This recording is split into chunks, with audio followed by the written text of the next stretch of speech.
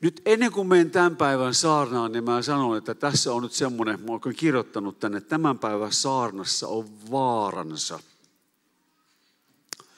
Tietty vaara. Ja se vaara on minulla siitä, että puhuisin tämän täysin väärässä hengessä. Jotenkin syyllistäen tai lannistaen tai lyöden tai paheksuen. Pois se minusta.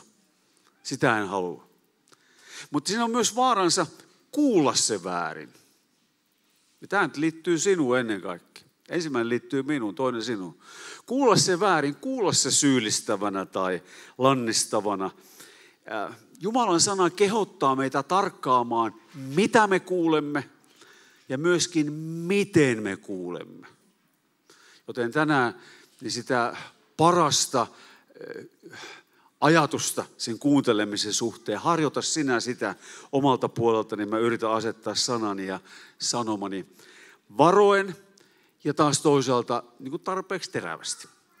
Mulla ei todellakaan mitään tarkoitusta syyllistää tai loukata tai väheksyä ketään, vaan pikemminkin jotenkin niin kuin havahduttaa hereille näkemään oman elämän asioita niin kuin ne ovat.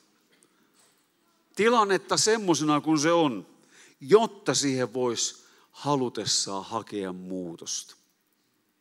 En tiedä, pääsenkö siihen maaliin, mutta sinne kuitenkin pyrin. Siis mä voisin tämän niin sanotusti puhua myöskin armosta käsin, koska Jumalan armo ohjaa meitä elämään niin, ettei näistä asioista oikeastaan edes tarvitsisi puhua. Voisi mennä tota kautta, voisi mennä tätä kautta. Mä nyt menen tätä kautta. Katsotaan, kuin käy. No, vielä yksi tämmöinen jahkailu tässä ennen kuin mennään tähän näin. Niin Raamattu Uudessa testamentissa, kun Paavali antaa kehotuksia, varsinkin Tiitukselle ja Timoteukselle, näille työtovereille ja toki muillekin sananjulistajille ja seurakuntien pastoreille, niin hän ei suinkaan kehota aina silittämään myötäkarvaa, vaan myöskin hän kehottaa, Paavali kehottaa kehottamaan, nuhtelemaan, ojentamaan. Ja sitten mä ihan säikähin, kun luin ihan viimeisintä Raamatun käännöstä, Uusi testamentti 2020, kun joissakin näissä yhteyksissä yksi sana on käännetty sanalla moittia. Moiti heitä. No niin, siellä lue itse uuteen 2020, jossakin sanotaan näin. Minä en aio moittia. Mä haluan herätellä. No, mä haluan puhua näistä asioista, koska nämä vaikuttaa meihin jokaiseen. Ja mun puheen otsikossa on 3 V-kirjainta. Vaikutteita, vakaumuksia ja valintoja. Vaikutteita, vakaumuksia ja valintoja. Ja tämä koskee meitä kaikkia. Ja yksi keskeisistä kysymyksistä on se, että mistä otat vaikutteesi, jonka mukaan sä elät. On vaikutteita, vakaumuksia ja valintoja. Ja mun Raamatun teksti löytyy Roomalaiskirja 12, jakeet 1 ja 2. Kuuluu näin. Jumalan armahtavan laupeuden kautta kehotan siis teitä, veljet. Antakaa ruumiinne eläväksi, pyhäksi, Jumalalle mieluisaksi uhriksi. Tämä on teidän järjellinen Jumalan palveluksenne. Älkää mukautuko tämän maailman ajan menoon, vaan muuttukaa mielenne uudistuksen kautta, jotta voisitte tutkia, mikä on Jumalan tahto, mikä on hyvää, hänen mielensä mukaista ja täydellistä. Älkää mukautuko, vaan muuttukaa. Tuo jae 2. Älkää mukautuko tämän maailman ajan menoon. Uusi Raamatun käännös, siis R92 sanoo, että älkää mukautuko tämän maailman menoon. Ja sitten semmoinen englanninkielinen käännös kuin Philipsin käännöksestä suomennos. Älkää antako tämän maailman puristaa teitä omaan muottiinsa. Se on aika veikeästi ja kuvainnollisesti sanottu. Älkää antako tämän maailman puristaa teitä omaan muottiinsa. Älkää mukautuko siihen. Nyt kun Paavali kirjoittaa niin kuin tästä maailman ajasta tai tästä maailmasta, niin hän tarkoittaa maailmaa, Jumalaa vastustavana maailman systeeminä, joka ilmenee monella tavalla, mutta muun muassa eräänlaisena lainausmerkissä maailman henkenä. Siis semmoisena esimerkiksi yleisesti hyväksyttynä mielipiteenä ja tapana ajatella ja toimia. Jotakin semmoista, mikä mukaan me vaan mennään ja eletään, koska se on yleinen tapa. Nyt tänä aikana maailmassa ja eri aikoina eri tavalla. Se säätelee sitä, mitä ihmiset ajattelee ja mitä he tekevät. Tämä maailma, ei siis Jumalan luoma kaunis maailma, luomakunta, vaan tämä maailma, mistä mä puhun, niin se pommittaa meitä. Siis se pyrkii vaikuttamaan meihin. Esimerkiksi median ja siellä sisällä sosiaalisen median kautta. Se pyrkii välittämään meille omia arvojaan ja asenteitaan ja käytäntöjään. Se ei ole mitenkään neutraali voima, vaan se pyrkii vaikuttamaan meihin, että me mukautuisimme siihen. Ja me kohtaamme melkoisen voimakkaan ja hellittämättömän propagandan paineen ja vyöryn. Siskot ja veljet, me ollaan tämän keskellä, ollaan ja eletään. Ja taistelukenttänä on meidän mielemme. Sinne tämä pommitus tulee ihan kaiken aikaa. Ja mä haluan herätellä huomaamaan, että näin on. No, Paavali kirjoittaa, että kaiken tämän takana ei suinkaan ole nainen, vaan paholainen. Sehän rimmasi aika hyvin. Paholainen, no totta ihmeessä.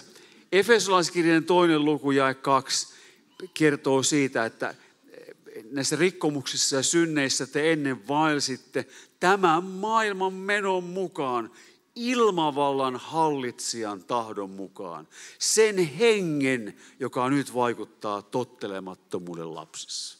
Ihan sama asia, kuvaus siitä. Silloin on toinen vaikuttava tekijä, jota masinoi paholainen ilmavallan hallitsija.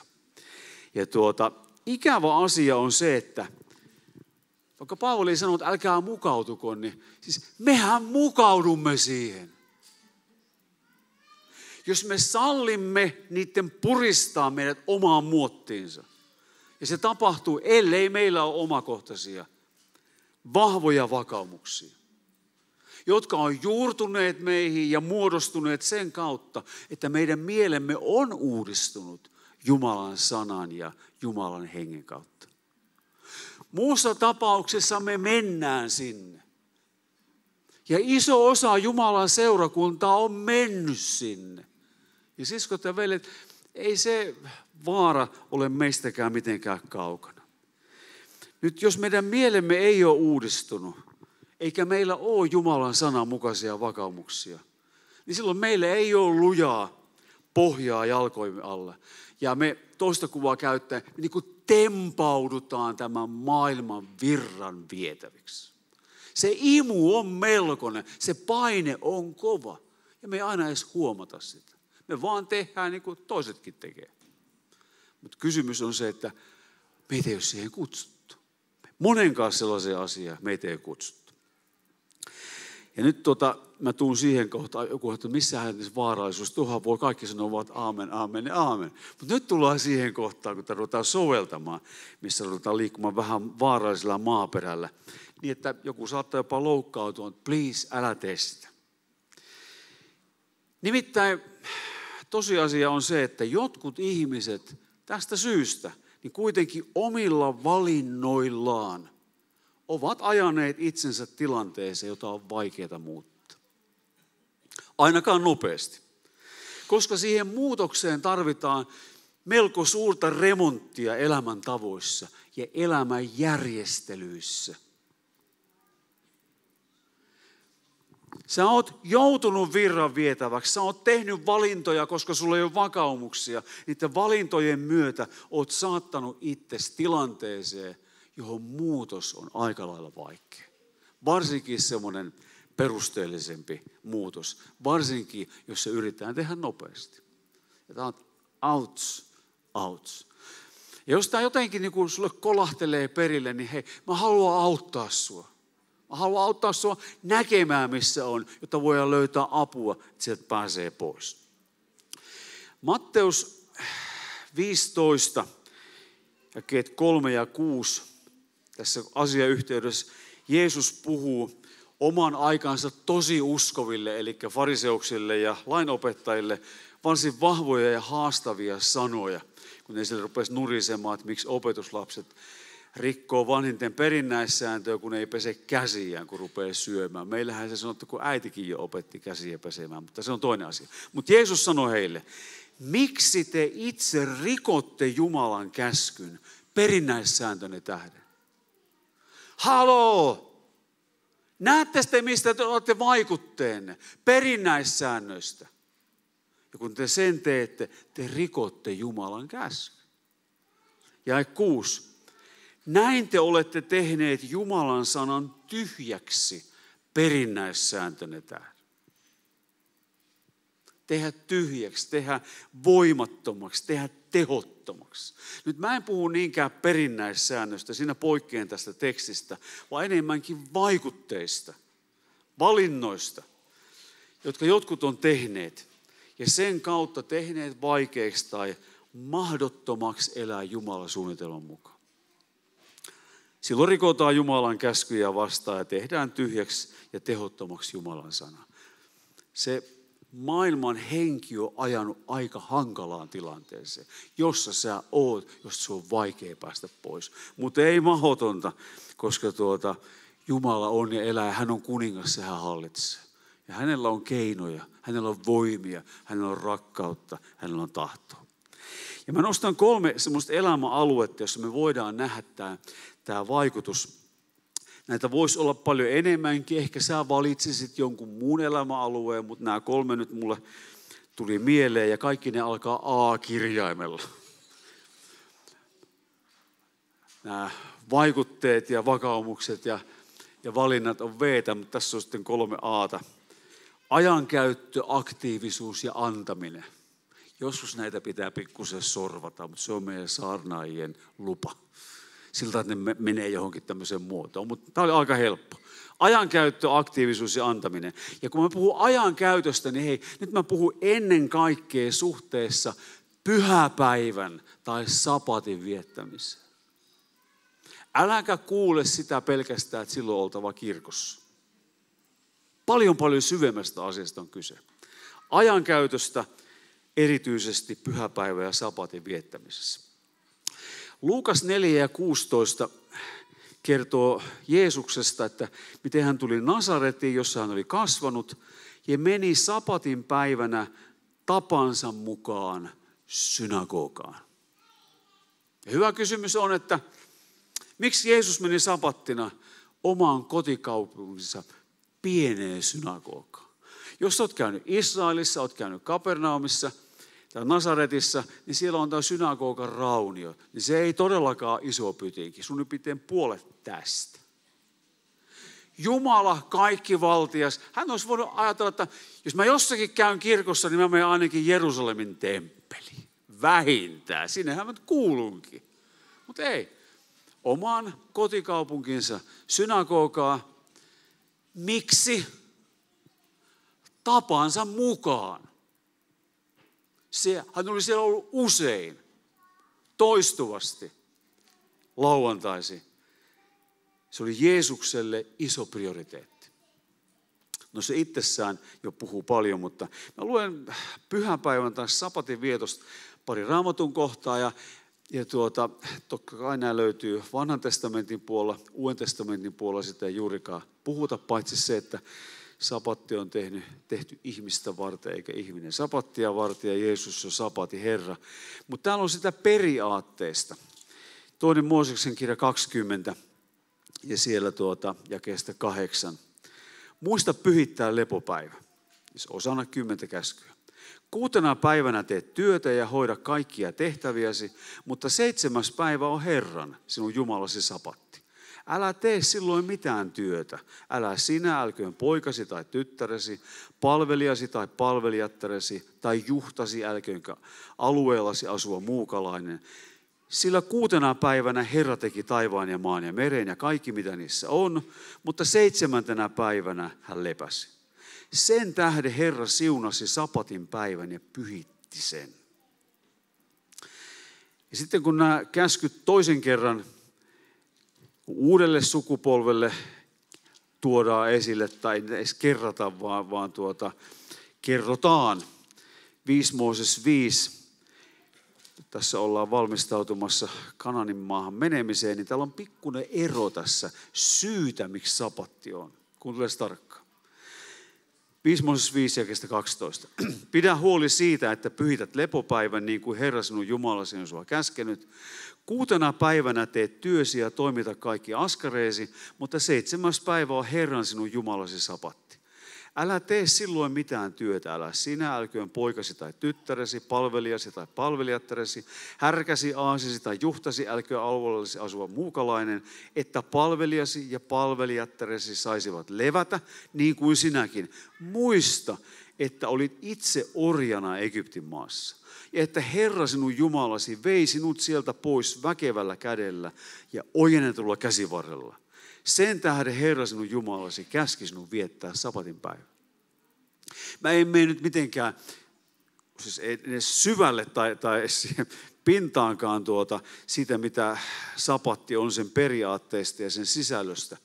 Mutta totean vain sen, että sapatin iso idea on se, että 1 päivä viikosta on erilainen kuin toiset. Maailman henki puhuu 247. Jokainen päivä on samanlainen. Jokainen päivä on työpäivä. Jokainen päivä on kauppapäivä ja niin edelleen ja niin edelleen. Me eletään tässä maailmassa. Meitä edeltävät sukupolvet eivät. Me helposti mennään tähän mukaan. Mutta 1 päivä viikosta on erilainen kuin muut päivät. Ja periaatteisiin kuuluu yksinkertaisesti, että se on pysähtymisen päivä. Se on lepäämisen päivä. Se on iloitsemisen päivä. Ja se on Jumalan tekojen miettimisen ja mietiskelyn ja ylistyksen päivänä. Ja sen takia seurakunnan kokous on varsin hyvä siihen päivään. Sen takia Jumalan kansa on kokoontunut pyhäpäivänä, sapattina tai sunnuntaina yhteen. Peter Scazzero kirjassaan Tunneterve hengellisyys käsittelee erinomaisen hyvin tätä. Ja mä oon joskus sitä puhunut enemmän ja tulen puhumaan enemmän.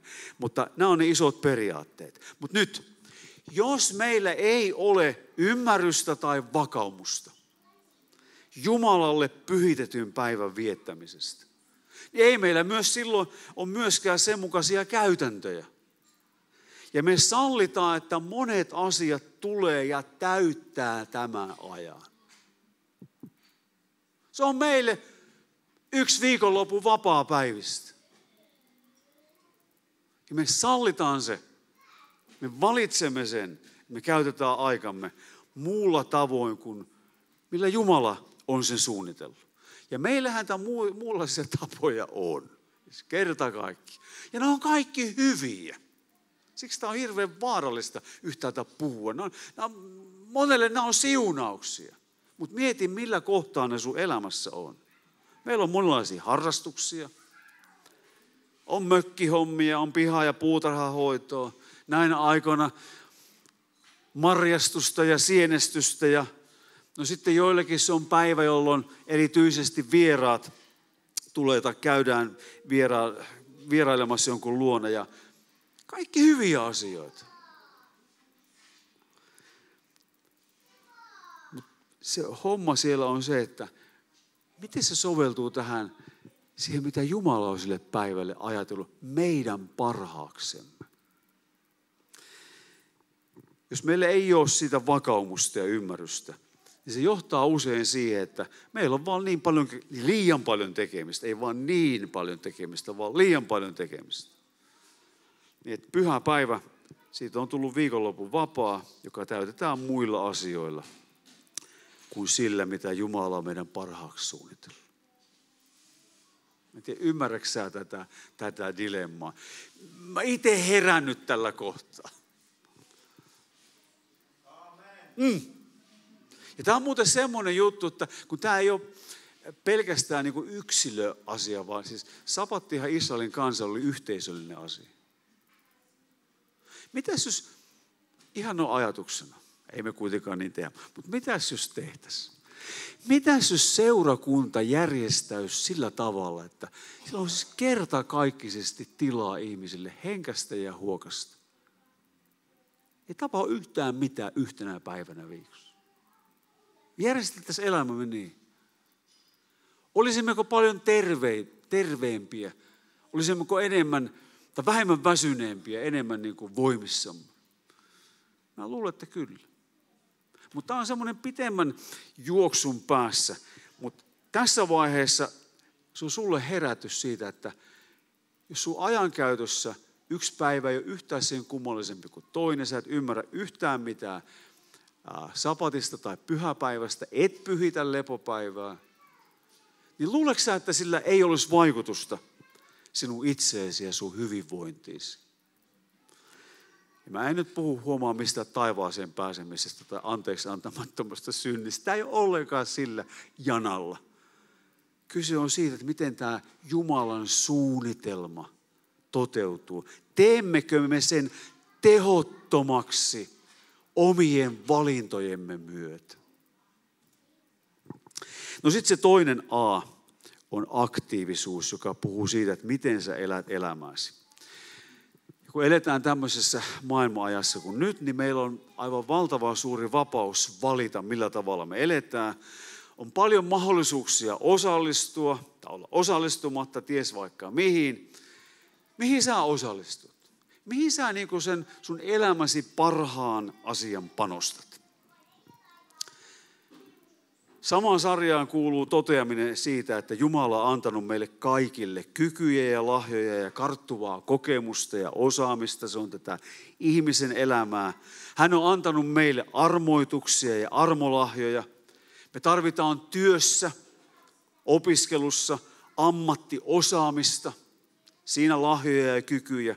Ja sitten on kaikki muu aika, miten me se käytetään, mihin siinä suuntaudutaan.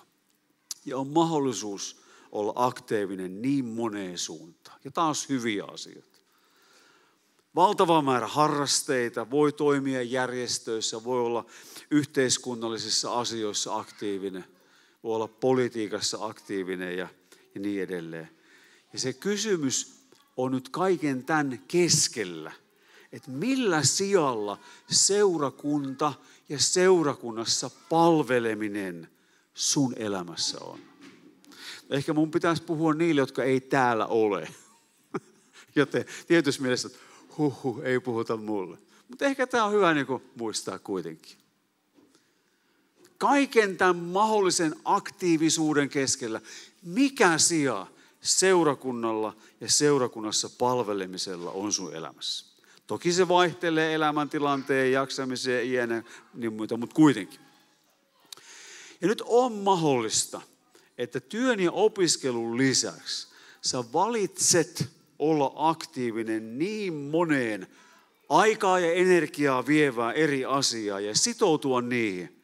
Niin huomaat, että sitten ei enää ole aikaa eikä voimia tulla kirkkoon ja palvella seurakunnassa. Ja se on sun omien valintojen tulos. Ei vaan jaksa. Ja nyt huomaa, mä en halua lyödä sua tällä. Mutta että sä havahdut sitä. Jos se on se viimeinen juttu siellä sun tärkeysjärjestyksessä, niin täsmälleen niin käy. Muut on sitä edellä.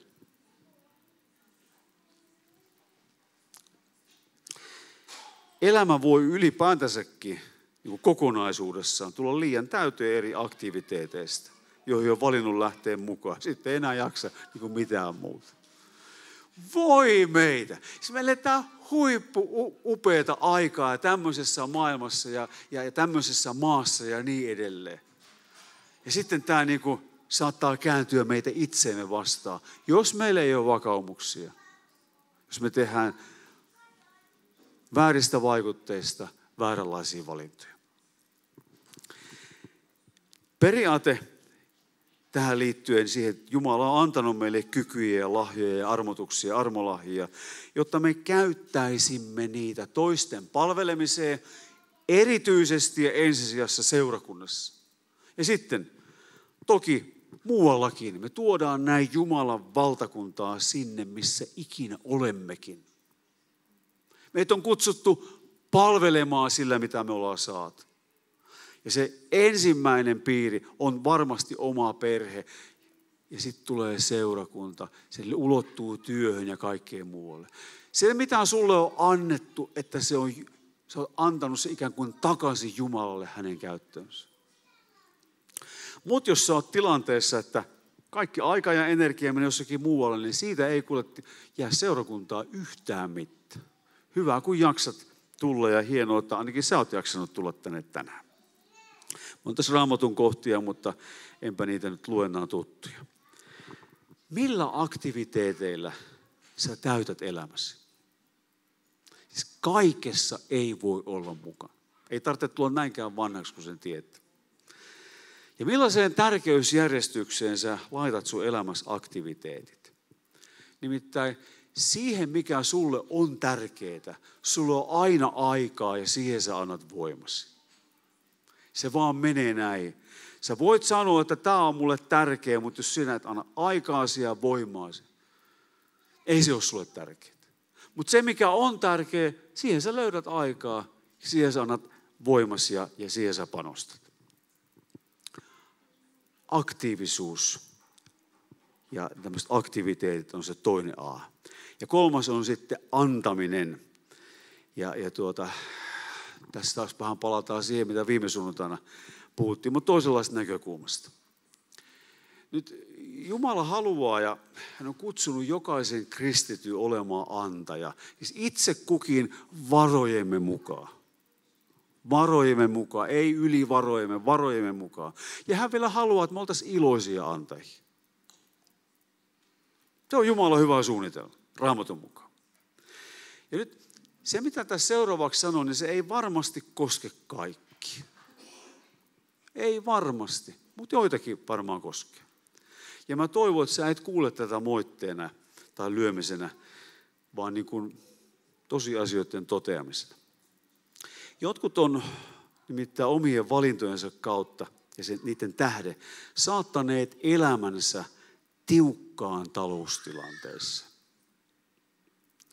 Vaikkapa sen myötä, lainaottamisen ja sen hoitamisen myötä, sellaisen rahankäytön myötä, mikä ei ole ollut niin kuin, näpeissä oikealla tavalla, mikä ei ollut harkittua ja niin edelleen, niin edelleen. Siis mä puhun nyt sellaisista, mitkä sä oot itse vaikuttanut, et semmoisista, mitkä tulee niin kuin ulkoapäin. Jotkut ja monet on vaikeuksia sen takia, että lainojen korot on noussut. Siis ihan kertakaikkisesti. Kyllähän meitä varoitettiin. Arvatkaa, uskonko minä, kun pankinjohtaja aikanaan sanoi, että kuule Jukka, korotkin nousi. En. Mä ajattelin, että ei ainakaan minun aikana. Tai minun lainojen aikana. Ei ne kyllä silloin noussutkaan. Mutta se on monet saattanut vaikeeseen tilanteeseen.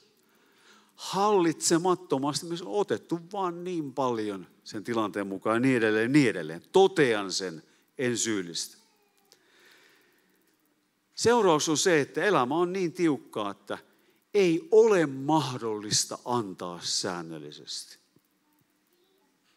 Onko tämä mitään? Kymmenyksien maksamisesta puhumattakaan. Hyvä, kun rahat riittää siihen, että pystyy vuokran maksamaan tai lainan, jos asut omassa asunnossa, ostamaan ruokaa ja se, mikä on välttämätöntä. Ja siinä monet meistä suomalaisista elää näinä päivinä. Ja taas mä en puhu siitä, että tosiaan ulkopuolisista syistä nämä johtuu työttömyyden, sairastumiseen ja niin edelleen. Tilanne on tullut tukalaksi ja tiukaksi. Mutta jotkut pitää tämmöistä itse aiheutettua tilannetta syynä siihen, etteivät voi antaa, ja se on tosiasia, ei nyt, jos ei tapahdu muutosta, ei pitkää aikaa. Eikö ole kurja juttu? Ja nyt jos on joku semmoinen, että sä ajattelet, että tuo tulee kohti ja toivottavasti kukaan ei mua näe. Jos voisin poistua paikalta, niin häviäisin. Hävettää, hirvittää, pidetäänkö mua ihan tyhmänä? Ei. On mahdollista, että me ajetaan itsemme tilanteeseen, jossa me rikotaan tai tehdään tyhjäksi Jumalan sanan selkeä ohje. Ja sanotaan, että ei ole mahdollista. Miksi ei ole mahdollista? Ollaan itse, koska meillä on vakaumuksia ja tehty valintoja, joiden myötä ollaan missä sitten ollaan. Raamatun periaate, sen mä uskon, että se on meille selvä. Esimerkiksi sanalaskut 3, 9 ja 10. Kunnioita Herraa antamalla varoistasi ja paras osa kaikesta sadostasi. Niin sinun jyväaittasi täyttyvät runsaudella ja viinipursua kuurnistasi. Kunnioita sillä Herraa. Anna parhaastasi. Toisin korintolaiskirjeen 9. luvussa, se oli muuten jännä, että se oli jälleen kerran tässä päivittäisessä Raamatun lukuohjelmassa, niin itse asiassa tiedätkö, että jos sä pääset ja kun lähet mukaan semmoiseen Jumalan suunnittelemaan antamiseen, niin sä pääset sisälle semmoiseen siunauksen kehään.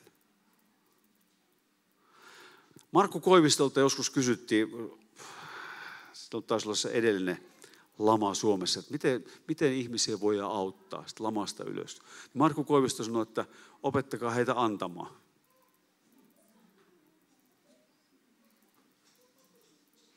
No sä ehkä sanot, että no se onkin semmoinen, tietää se. Sellainen ja semmoinen kaveri ja niin edelleen ja varmaankin sitten joku tämmöinen menestysteologi, mutta ei, hän tiesi tässä asiassa ainakin paljon paremmin. Tämä siunauksen kehä, joka toinen korintolaiskirja 9 kerrotaan, että Jumala on voimallinen antamaan teille runsain määrin kaikkia armoa, niin että teillä on aina riittävästi kaikkia voidaksenne tehdä runsaasti kaikkia hyvää. Hän, joka antaa kylväjälle siemenen ja suo ruuaksi leivän, on antava teillekin siemenen ja lisäävä kylvönne ja kasvattava vanhurskautenne hedelmät. Näin te kaikessa rikastutte ja voitte harjoittaa kaikenlaista anteliaisuutta, joka meidän kauttamme saa aikaan kiitosta Jumalalle. Jumala antaa siemenen, tietyn summan rahaa, sä kylvät sen, se kasvaa hedelmää, antaa sadon, sitten tulee lisäsiemeniä, se voidaan kylvää, voi tulla suurempi sato ja niin edelleen. Ja sä saat siunausta kaiken aikaa. Mutta jos sä pidät sen siemenen itsellä, sä ajattelet, kun tämä nyt riittäisi edes mun omiin varoihin, niin ei sitä mitään satoa tule, jos sitä ei kylvetä. Joo, tämä oli vaikeaa ihan sanoa. Ihan oikeasti. Koska tässä on niin iso määrä kipua liittyy tähän. Mutta siskot ja veljet, jos me päästään tähän iloon ja tähän siunaukseen sisälle, niin meistä tulee myös iloisia antajia. Oli se sitten vähän tai paljon, ja sä näet, miten Jumala auttaa ja siunaa. Se ei pidä pois sitä, että meidän pitää olla viisaita taloudenhoitajia muutenkin. Tietenkin. No niin, päätteeksi tässä. Jos sä oot jossakin tämän kaltaisessa tilanteessa, mitä tässä on puhuttu, niin mitä sinä voisit tehdä, mitä tulisi tehdä? Se, mikä on ihan 100% varmaa, että tässä jos missä, niin tarvitaan avuksi aivan hirvittävä iso määrä Jumalan armoa. Eikö? Ja onneksi se on olemassa. Se ei lopu. Jumalan armoa, tietysti hänen armollisuuttaan, mutta semmoista sisäistä muuttavaa voimaa. On sen verran kauan ollut ja elänyt, yli 50 vuotta ollut nyt jo uskossa, että mä tiedän, että monia asioita, mitä mä voin päättää, mutta ei ne minun päätökset pidä. Mä jaksan viikon 2, kuukauden 2, sitten se on siinä. Mutta kun Jumala armo muuttaa sydäntä, kun Jumala on siinä mukana, tapahtuu jotakin isoa juttua ensin täällä, mun asenteissa. Yleensä tapahtuu murtuminen, murtuminen, joka johtaa siihen, että ruvetaan laittamaan elämäasioita kuntoon. Ja se voi viedä aikaa. Mutta se on selkeä, kun Jumalan armon vaikutusta, sä alat ottaa vaikutteet häneltä. Sä saat vakaumukset siihen ja toimit sen mukaan. Elämässä on siunaus ihan toisella tavalla. Tänään on tärkeää, että meillä on rukouspalvelua ja muuten Simokin tulee mukaan siihen. Sanon, että aina Simo, aina saat olla täällä rukoilemassa ja siunaamassa. Paljon asioita, mitä tapahtuu rukouspalvelussa. Jumala koskettaa, ihmiset parantuu, ihmiset vapautuu. Nämä on sellaisia asioita, että nämä yleensä ei tapahdu pelkästään rukouspalvelussa. Ehkä sen jälkeen, mutta me tarvitaan armon kosketus. Tarvitaan, että mennään elämän perustuksiin ja vakaumuksiin. Tarvitaan nöyrtymistä, tarvitaan mielen uudistumista ja sitä, että Jumalan armo sisäisenä voimana tosiaan auttaa tässä muuttumisessa.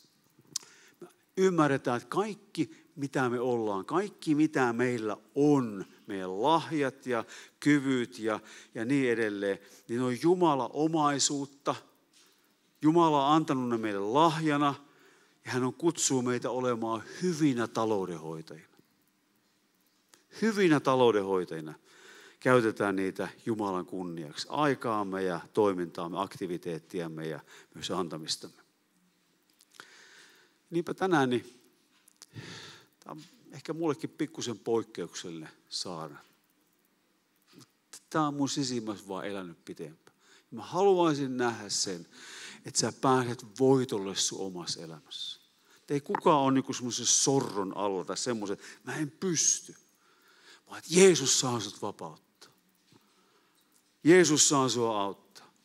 Mutta ehkä sä haluat ensin pysähtyä ja ajatella sun tilannettasi ja rukoilla Jumala eessä. Ehkä sä haluat tulla rukouspalveluun ja rukoilkaa, että Jumala auttaa mua tästä pääsee eteenpäin. Ehkä sä haluat sen jälkeen jutella jonkun kokeneemman hengellisen ihmisen kanssa. Meillä on täällä seurakunnan vanhimmisto paikalla. Minun kanssa voi myös jutella ja yrittää hakea tietä ulos ja vapauteen näissä. Ehkä se johtaa sinua asettamaan sinun elämään uusia prioriteetteja, mutta kaikki näistä on isoja juttuja. Tosi isoja juttuja. Mutta hei, kun sä pääset sille tielle, kun ne alkaa muuttumaan, niin sitten alkaa muuttumaan. Sitten kerta kaikki alkaa muuttumaan.